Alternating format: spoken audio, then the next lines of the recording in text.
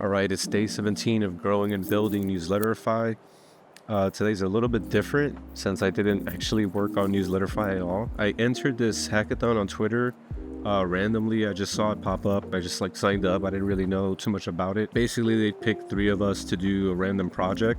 The theme being movies, and saw it as a chance to use a lot of the new workflows I've been seeing to put together this project in a pretty quick amount of time. The hackathon being within 24 hours, put something together with movies being the theme. And so I did pretty much a recommendation kind of chat interface with some other cool features, and I put that all together. And I think about maybe 6 hours total from beginning to end. And I'm actually going to put together a longer form video of that and put that up on YouTube as far as like a tutorial of what tools I use and what kind of my process is when I do something like that. I think it's something other builders or even non-builders will find useful. Maybe there's some steps in there that they don't do, or maybe a new tool they've not heard about. It's giving me something that's not one of these daily vlogs to also record and do a nice screen share of that whole process beginning to end.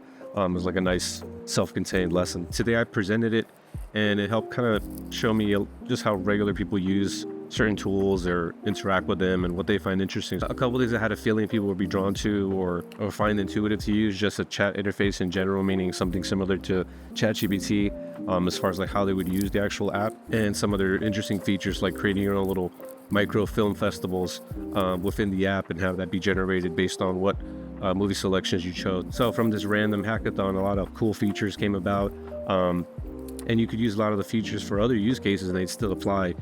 You could use a lot of the features for other use cases, you tweak some of the prompting, some of the logic. So Monday we'll be back on schedule.